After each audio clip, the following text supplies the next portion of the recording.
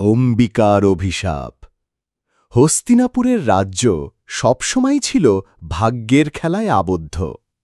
শান্তনু মহারাজের মৃত্যুর পর রাজ্যের ভার প্রথমে এল তার দুই পুত্রের হাতে, চিত্ররূপ আর বিচিত্রবীর্য। কিন্তু ভাগ্য তাদের কারও পক্ষেই সহায় ছিল না। চিত্ররূপ খুব অল্প বয়সেই মারা গেলেন। রাজ্য তখন পড়ল ছোট ভাই বিচিত্রবীর্যের হাতে। বিচিত্রবীর্য তখনও তরুণ কুমার, রাজ্য শাসনে ব্যস্ত থাকলেও তার বিবাহ হয়নি। রাজমাতা সত্যবতী চিন্তিত হয়ে উঠলেন, রাজ্যের উত্তরাধিকার কে দেবে? তখনই তিনি ভীষ্মকে দায়িত্ব দিলেন কন্যা সম্বরণের জন্য। ভীষ্ম গেলেন কাশীর রাজসভায়, যেখানে ৩ কন্যার অম্বা, অম্বিকা আর অম্বালিকার স্বয়ংবরের আয়োজন চলছিল। ভীষ্ম একাই ৩ রাজকন্যাকে জয় করে আনলেন হস্তিনাপুরে। অম্বা অন্য রাজপুত্রকে ভালোবাসতেন, তাই তিনি মুক্তি পেলেন। অম্বিকা ও অম্বালিকা বিয়ে করলেন বিচিত্রবীর্যকে। কিছু বছর সুখে কেটেছিল, কিন্তু অল্পদিনেই বিচিত্রবীর্য মারা গেলেন সন্তানহীন অবস্থায়।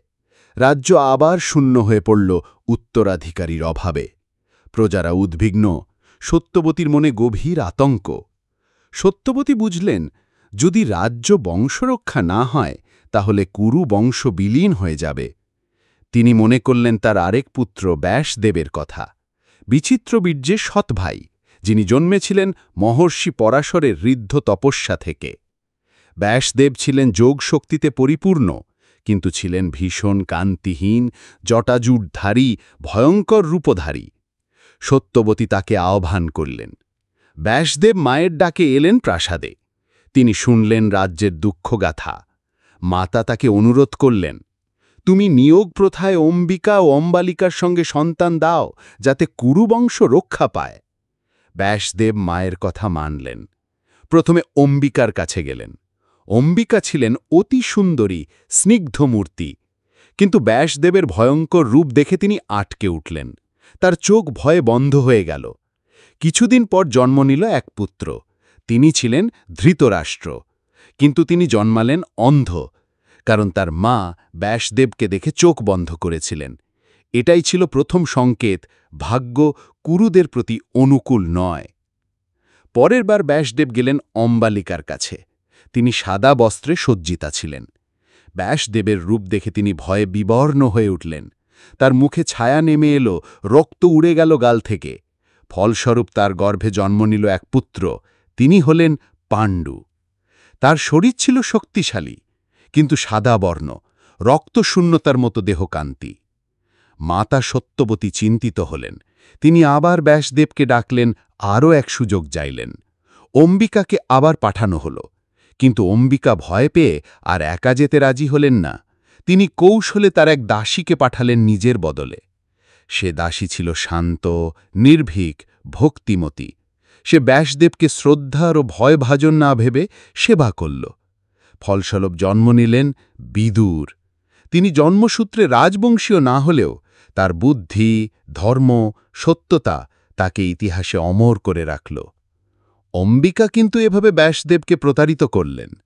ব্যাসদেব ক্রুদ্ধ হলেন না, কিন্তু মৃদু হেসে বললেন, তুমি যেহেতু ভয়ে চোখ বন্ধ করেছিলে, তোমার সন্তান হবে চিরকাল অন্ধ।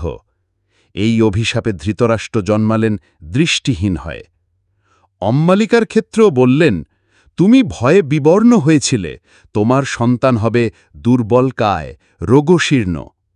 ফলস্বরূপ জন্মালেন পাণ্ডু, যিনি পরবর্তীতে এক অভিশাপে ভুগলেন, যার কারণে তিনি সন্তান জন্ম দিতে পারলেন না।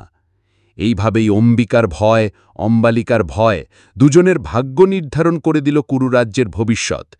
একজন দিলেন অন্ধ রাজা ধৃতরাষ্ট্রকে, অন্যজন দিলেন রোগগ্রস্ত পাণ্ডুকে।